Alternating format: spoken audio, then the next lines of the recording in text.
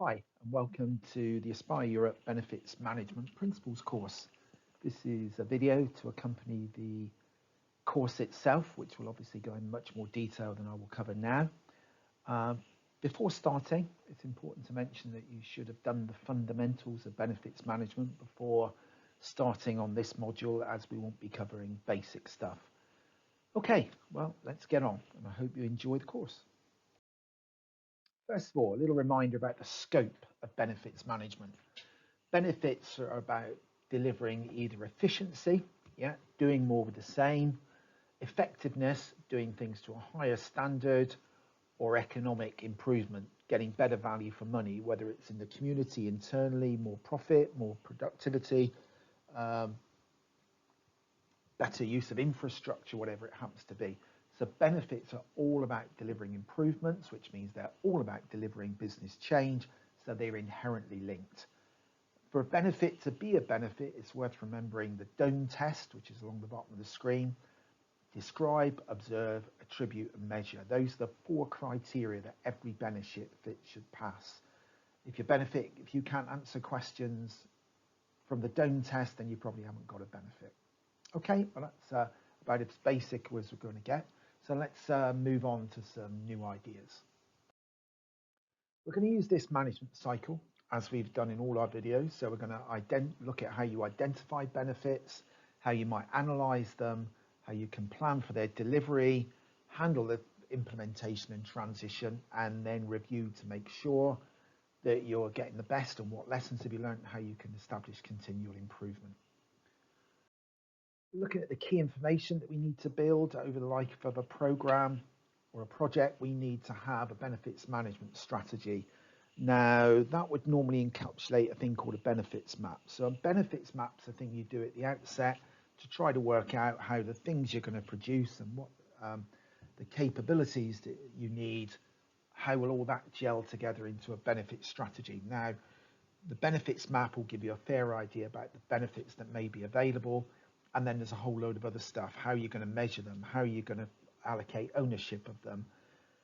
How are you going to track them? What information are you going to use? All that stuff should be encapsulated in your benefits management strategy. Then we've got the benefits profiles. So for the big benefits, we would do a lot more detail planning about where the change is going to happen, how much is it worth, all those kind of things. And then we have our benefits plans to roll out the changes to deliver the efficiencies and the improvements. So very different documents, they cascade, but we start with the strategy.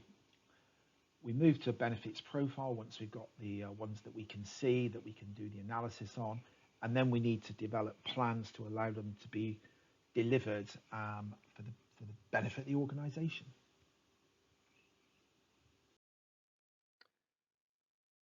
Okay, so where do you start with benefits? Well, the time to start looking for benefits is on day one of the program, basically, not hunting for them once you get going.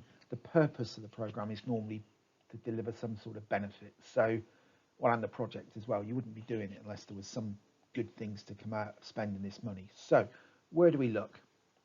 Some ideas, strategic goals and aims. So this is how this investment lines up to some sort of business strategy or organizational goals.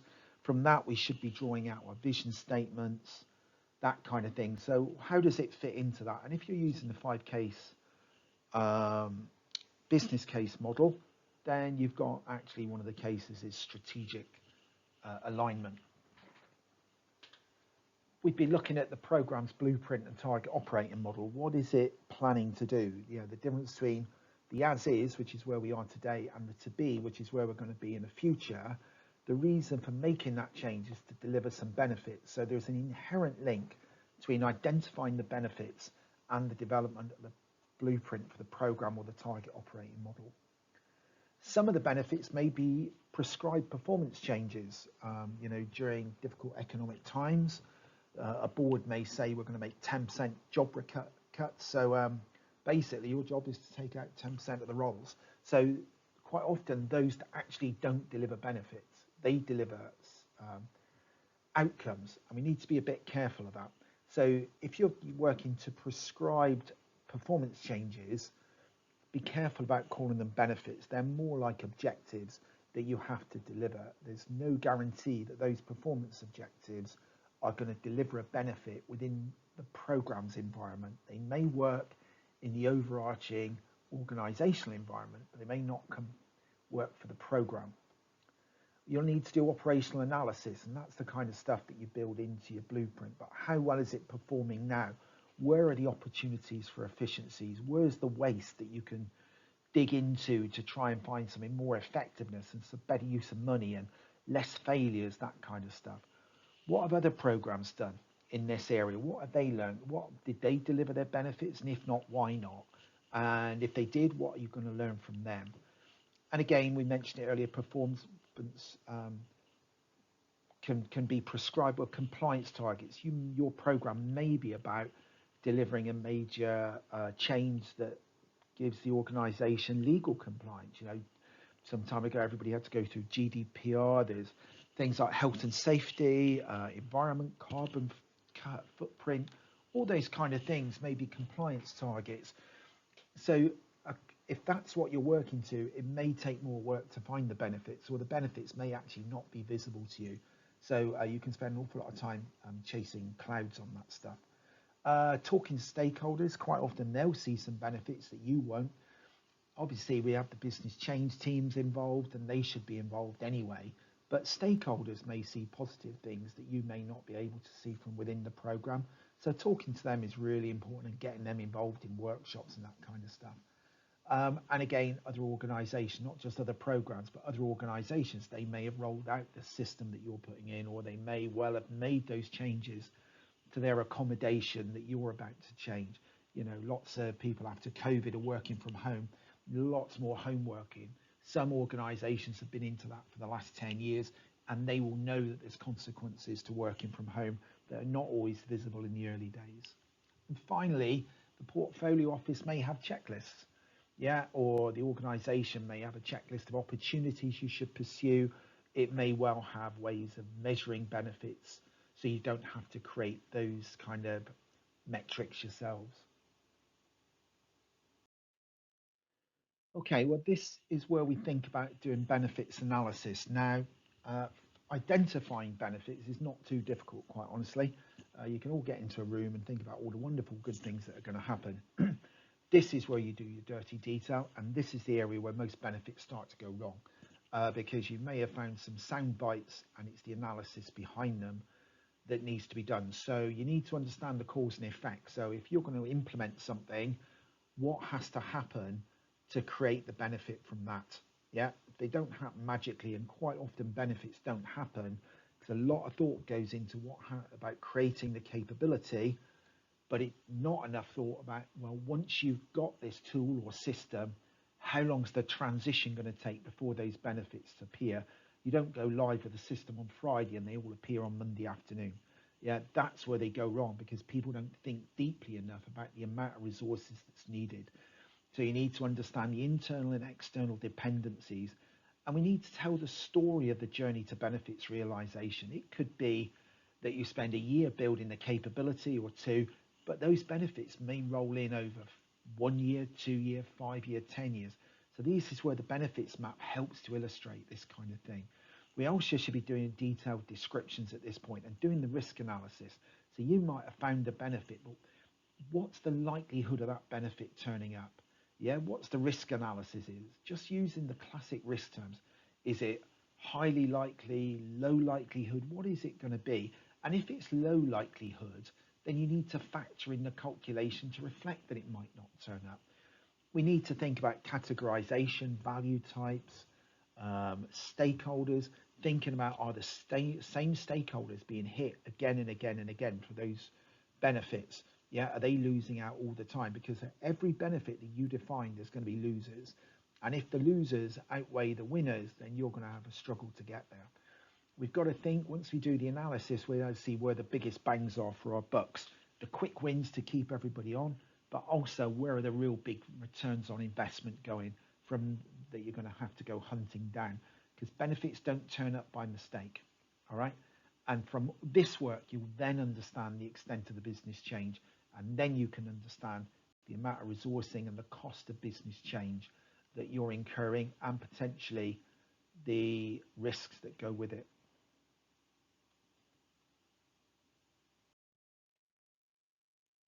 Okay, so now you've done the analysis, and now we need to get into the planning. So, some things for you to think about. When you're doing the planning for benefits, it has to align with your project delivery. So your projects are going to deliver the outputs that build a capability. You then have to do transition into the outcomes, and then you get your benefits. So that's all going to come out of your benefits map. So it needs to be aligned. You can't deliver benefits until after the project's delivered. We need to think about the impact on stakeholders. If you think about changes to the railway, for example, or the road system, the impact on stakeholders, the faster you do it, the more the chaos, more upset the stakeholders become. So we need to factor that into our planning. How much change can they cope with, and timescales? You know, for those two industries, ideally you'd shut the motorways down, you'd shut the trains down, and it will all be fixed. But unfortunately, the economy has to continue at the same time. A little bit like doing changes to IT systems or something in a company. You might be able to get away with taking a system down overnight, but you're not going to be able to get away with taking a system down for 3 weeks while you do the transition. So we've got to think about incremental transition and timescales. Understanding the dependency management. Your project delivers its outputs. Who's delivering the outcome? Who's got responsibility for that in the operational environment? Have we got the capacity for this change? So it may not be just your program that's delivering change. It might be lots of other ones. In lots of industries, there's multiple change going on concurrently. How do you synthesize that change? How do you stop the operational people becoming overwhelmed? That's about planning and consulting with others, so that maybe you have periods when systems come down. And in the railway industry, they have blockades on stations where they're actually all doing multiple projects are working at the same time. They're not in the same program, but they're taking advantage of that shutdown period.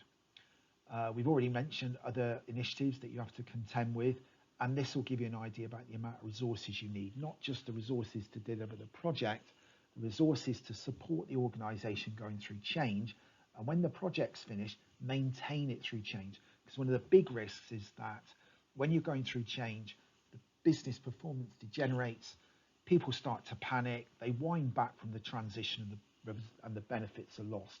So you've got to think about risk management. Resource is one aspect of it. Stakeholder resistance is another one. Just the ability to cope with the change. There's lots of risks around benefits that people don't actually think about. They certainly don't document. You rarely see them in risk registers. Okay, so the time for planning is over. Now we've got to think about implementation and the things that are going to happen now. So some ideas for you to consider when you're implementing your change to deliver some benefits. Transition management and survival is a core to this. Many businesses have gone out of business or become dysfunctional and disorganized because they didn't have control of transition. The service starts to go a little bit east, people start to panic. We've got to think about we're turning project outputs into business outcomes. How are we actually going to do that? How engaged are the business, and do they understand their tasks in this? We need to balance the rate of change with performance. The project or program might want to get the job done because it's actually good for its objectives and it's good for its budget. The sooner it's done, but the business could be dealing with those changes for years to come, and they could be suffering for years to come. So you've got to do this in an incremental way. There is no examples of brilliant big bang change ever working. Really important to stay focused and communicate extensively with stakeholders so everybody understands what's going on. They might not like it, but as long as they understand, you may not lose them. We've got to manage the disbenefits. Now, the disbenefits are the things that are bad, the negative things that are going to happen. You're looking to mitigate them in the same way that you would mitigate a risk. And actually, you need to be really careful because disbenefits added to too fast a rate of change, people will lose faith. We've got to monitor for excessive deviation. So when we're looking at risk, we talk about early warning indicators and monitoring metrics. When you're going through transition, you need to be looking at early warning indicators about business performance degeneration, because it can creep up on you.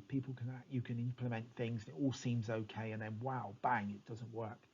You know, if you think about in the rail industry, some of the timetable changes Yeah, it all seemed okay for a day, and then slowly but surely those timetable changes went horribly wrong for people. In theory, it should have all worked.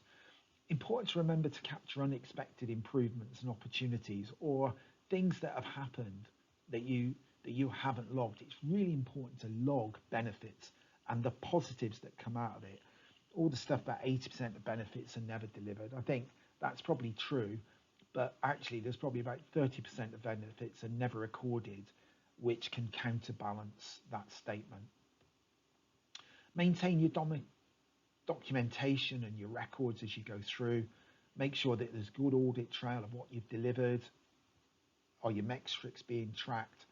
Because if you don't, then you won't actually be able to review your effectiveness pretty well. So it's important that the benefits manager is doing this kind of stuff. Most importantly, you've got to watch for double counting. Yeah, that if you've a couple of posts have been shut down that you're claiming, make sure there's nobody else claiming them in another program or another project somewhere else. That really needs to be covered as part of the planning, but it may only materialize during the implementation. So finally, we just got to think about how good have we done? Yeah, so the formal review of benefits. Yeah, we need to document it. We need to actually show the evidence we've done what we've said. We need to check that our estimates are accurate. Were the performance changes as good as we thought they were going to be? Was the rate of change as fast, and what can we learn from that? Yeah. Are we increasing our maturity? Are we better at handling change going forward? If you do this, it justifies continuing investment in the program. It's the sort of thing you do at the end of a tranche. A project might do it at the end of a stage, but a program would be doing this continually. Make sure you're measuring the right things. You might be finding you're improving things that you're not being documented. So you need to make sure you've got those holistic measures. And we'll talk a lot more about all this sort of stuff in the course when you get to it. Making sure our lessons are documented, making sure there's an action plan to improve and implement in the next tranche or in the next stage, and that new opportunities are actually being captured and integrated into the benefits logs or the benefits profile or the benefits register is a good thing to have as well. Okay, so that's basically the 5 steps of the life cycle. Okay, well, thanks very much for your attention. I really hope you found something useful in there. When you get into the benefits principles course, you'll find a lot more detail to back up what I've been explaining, but I hope that sets the scene for you and that you get a lot of useful stuff out of the course you're about to do. So we look forward to your feedback at some stage in the future.